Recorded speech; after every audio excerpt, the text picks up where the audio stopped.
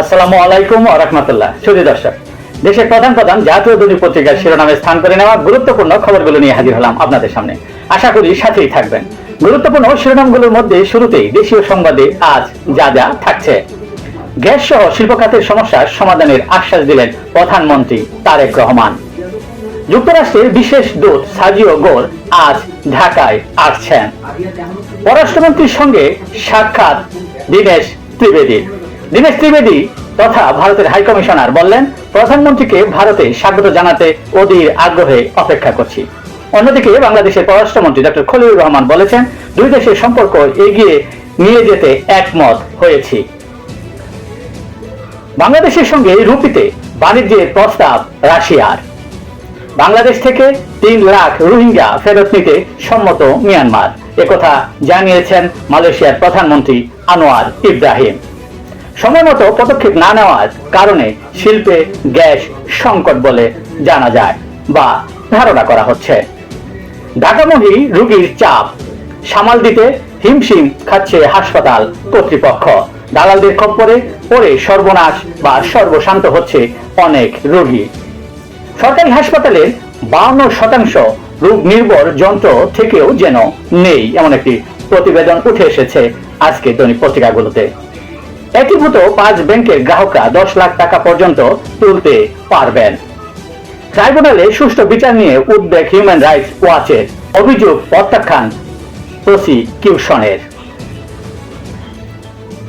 এমপিওভুক্ত শিক্ষকদের নির্বাচনে অযোগ্য ঘোষণার প্রস্তাব প্রত্যাহারের দাবি জামায়াত ইসলামীর পক্ষ থেকে। ইসির সাথে বৈঠক।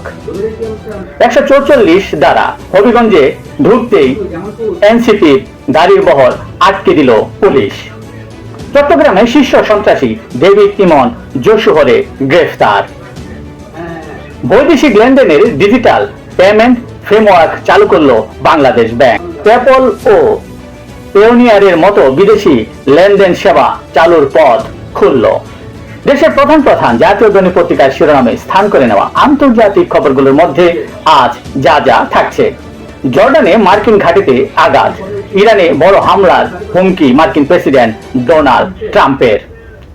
চাইলে ভারত ও চীনের উপর 100% শুল্ক চাপাতে পারেন মার্কিন প্রেসিডেন্ট ডোনাল্ড ট্রাম্প।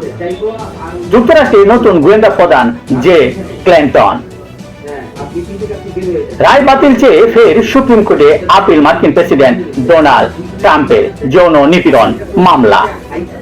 নতুন পেট্রিয়টিক ক্ষেপণাস্ত্র আনলো লকহিড মার্টিন তথা মার্কিন যুক্তরাষ্ট্রের এই কোম্পানিটি নতুন পেট্রিয়ট ক্ষেপণাস্ত্র আনলো।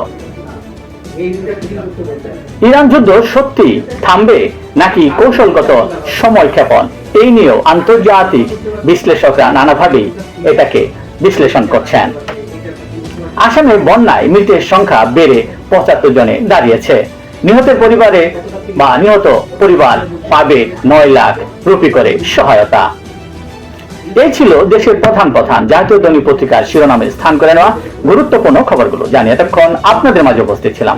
আজকের মতো এখানেই, আবারও দেখা হবে আগামীকাল ঠিক একইভাবে। সে পর্যন্ত অবশ্যই ভালো থাকবেন, সুস্থ থাকবেন। আসসালামু আলাইকুম ওয়া রাহমাতুল্লাহ।